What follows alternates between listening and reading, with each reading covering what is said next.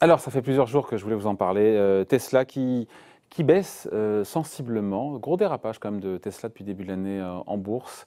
35% de baisse. Comment est-ce qu'on peut expliquer cette glissade? Bonjour Philippe. Bonjour David. Philippe Béchade, rédacteur en chef de la Bourse au quotidien. Donc 35% de baisse depuis le début de l'année. Est-ce que c'est le début d'une forme de doute sur la firme d'Elon Musk ou, ma foi, c'est normal après une hausse ascensionnelle, vertigineuse, frénétique. On a fait fois 8 entre mars et décembre sur le cours.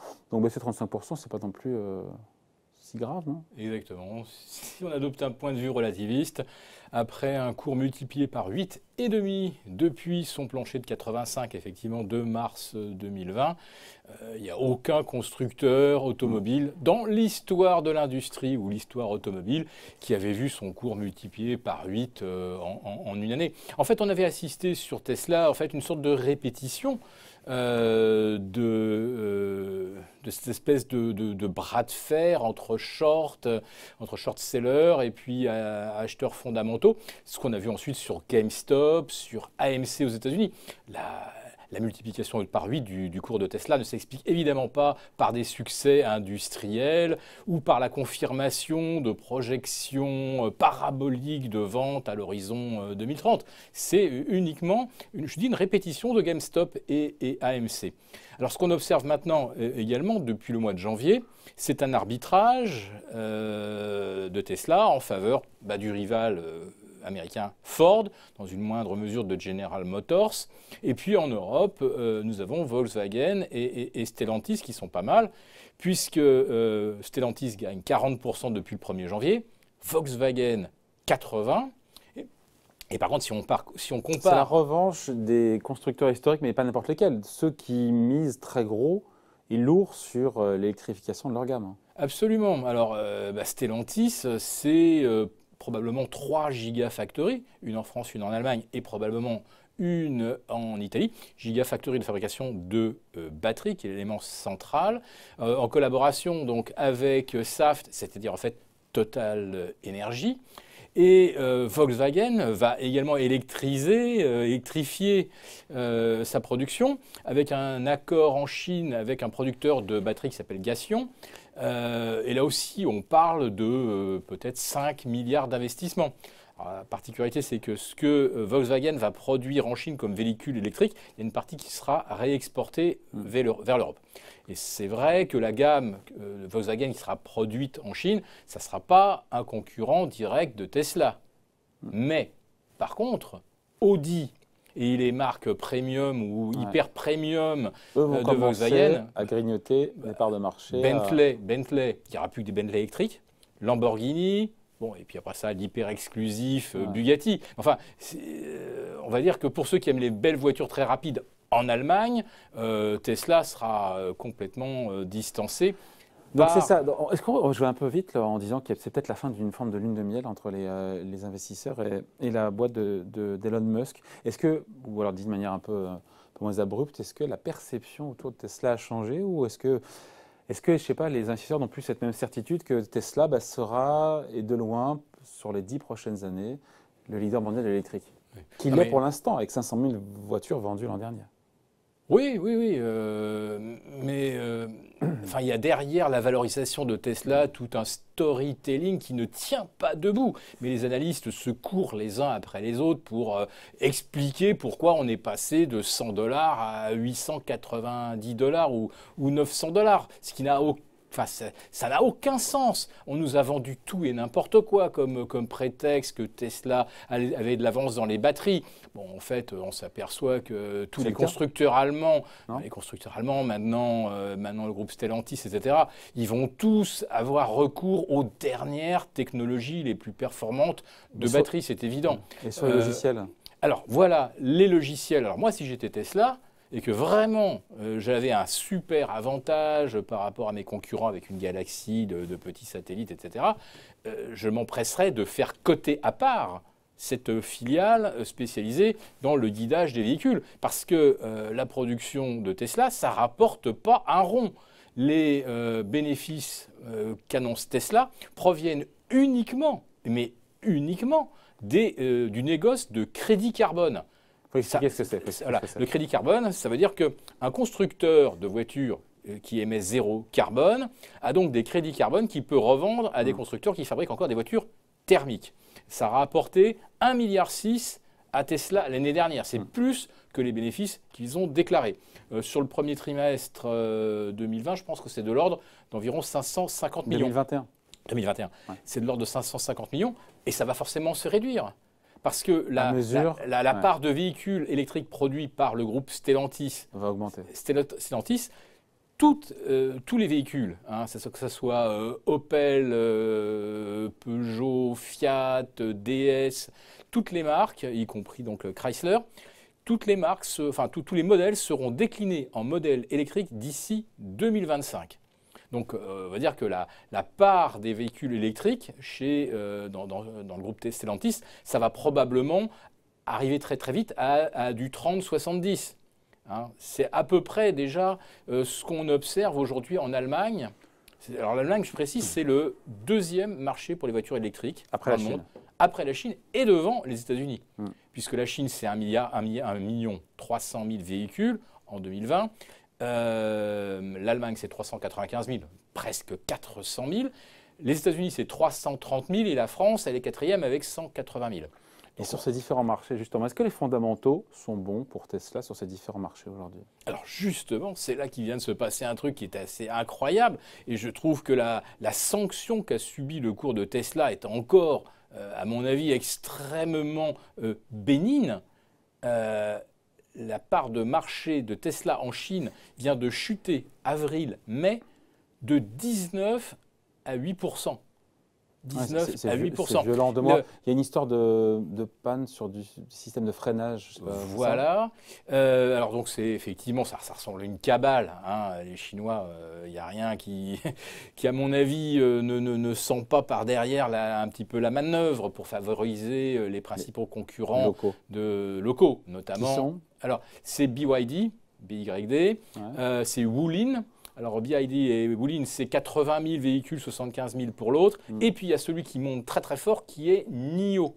Alors NIO atteindra probablement les 50 000 véhicules électriques en 2021. Mais surtout, NIO est en train de manger des parts de marché à Tesla parce que NIO installe aussi les bornes de recharge chez le particulier et également propose un système d'échange de batteries dans les stations-service.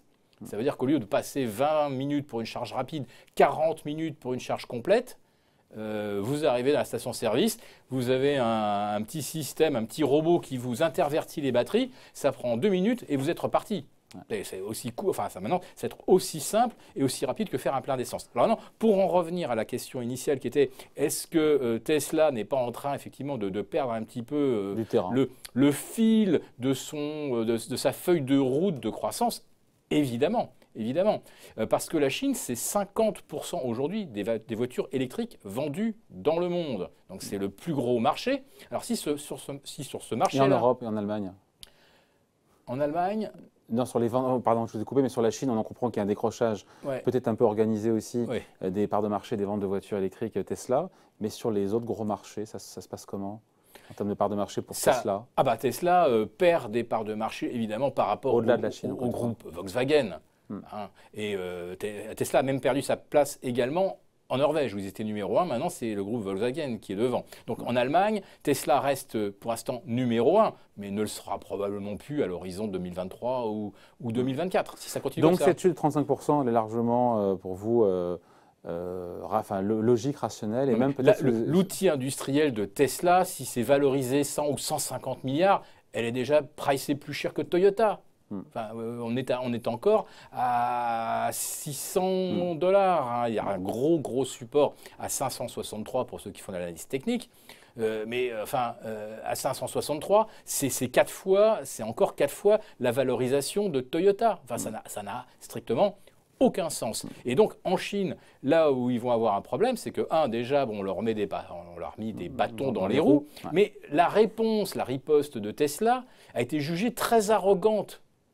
C'est-à-dire que la réponse de Tesla, ça a été de dire « vous critiquez notre système de freinage, mais même si vous ne le jugez pas parfait, il est encore meilleur que celui que vous pouvez trouver chez NIO, chez Wuling, etc. » bah, les Chinois, ils ont trouvé ça, ouais, ils ont qualifié ça de réponse arrogante. Et il faut savoir également que Tesla a un autre souci, c'est que les véhicules Tesla sont équipés de caméras, de détecteurs, et aujourd'hui, les Chinois qui en possèdent une ne peuvent plus se garer devant les ministères, ne peuvent plus se garer évidemment devant une caserne, etc., pour des questions de sécurité nationale. Parce qu'on pense qu'une Tesla peut espionner ce qu'il y a autour d'elle. Hein, bah, comme on a interdit Huawei aux États-Unis parce que ça peut espionner les conversations. C'est une bonne guerre, ça. Hein. Voilà, donc on voit bien que derrière tout ça, il y a toujours eu des rapports tumultueux entre la bourse et Tesla. Encore une fois, il ne faut pas non plus enterrer Tesla tout de suite. Hein. Non, on n'est pas à l'abri de news flow hyper positifs. Nul ne conteste la qualité, et c'est vrai, il y a encore une avance technologique certaine du côté de Tesla, et on verra effectivement ce qu'il advient au niveau des systèmes de guidage. C'est peut-être là effectivement qu'il y a le meilleur avantage pour Tesla. Mais ensuite, quand on regarde les performances d'une Tesla, elles vont être rattrapées évidemment par Porsche, Lamborghini, elles vont être rattrapées par beaucoup de véhicules dits premium. Et puis, le concurrent direct, je dirais gamme pour gamme, ça va être Audi. Et Audi, bah, voilà, c'est la qualité allemande. C'est le réseau de concessionnaires aussi. C'est tout le réseau Volkswagen. Pour un Allemand qui a été habitué à passer de Mercedes, BMW à Audi, est-ce que je vais vraiment acheter une Tesla alors que de l'autre côté, j'ai tout le réseau Audi, BM, Daimler pour entretenir mon véhicule. Donc en Allemagne, ça va être compliqué parce qu'on va avoir des véhicules aussi performants, probablement mieux finis et peut-être effectivement inférieurs technologiquement au niveau du guidage si jamais on arrive à la généralisation des voitures autonomes. Je peux dire que là, on n'y est pas tout de suite aux véhicules autonomes. On en est même très loin. Donc d'ici là, ça laisse même du temps aux concurrents pour également mettre en place un système de guidage. Donc je considère que Tesla est toujours totalement survalorisé, mais on n'est pas à l'abri de revoir exactement le même scénario qu'en janvier 2020, parce que c'était là le premier coup asséné aux vendeurs à découvert. Hein. Tesla a bondi un moment de 80 à 120 avant de rechuter. Mais on n'est pas du tout à l'abri que Elon Musk fasse un tweet, rameute sa communauté, ses fans, et en disant « Ah, il y a des méchants hedge funds qui nous ont vendus à découvert, on va les faire craquer, on va les plier, on va les laminer ». Et exactement comme sur GameStop et sur AMC. Donc Tesla est totalement survalorisé, mais aujourd'hui, si on va aller shorter Tesla, il faut vraiment avoir les reins solides et être capable d'encaisser d'un seul coup un rebond de Tesla de 600 à 1000 $, même si évidemment ça n'a rien à voir avec les fondamentaux. Mais en bourse aujourd'hui, il y a tellement d'exemples où on a des évolutions boursières qui n'ont rien à voir avec les fondamentaux, là, comme sur AMC.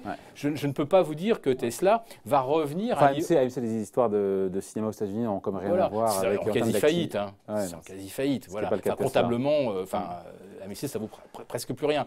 Donc voilà, je ne peux pas vous dire que le cours de Tesla va forcément nécessairement retomber à un niveau de valorisation qui serait comparable au plus profitable de tous les groupes aujourd'hui, qui est Toyota.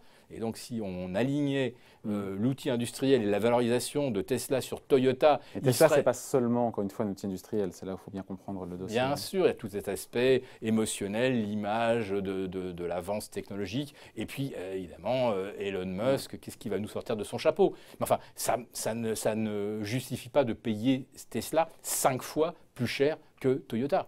Voilà. Naturellement. Bon, en tout cas, on voulait revenir sur cette glissade, une grosse glissade comme de 35%, mais elle vient après un x8 en 9 mois en 2020 sur le cours de Tesla. Point de vue signé Philippe Béchade, rédacteur en chef de la Bourse au quotidien. Merci. Merci David.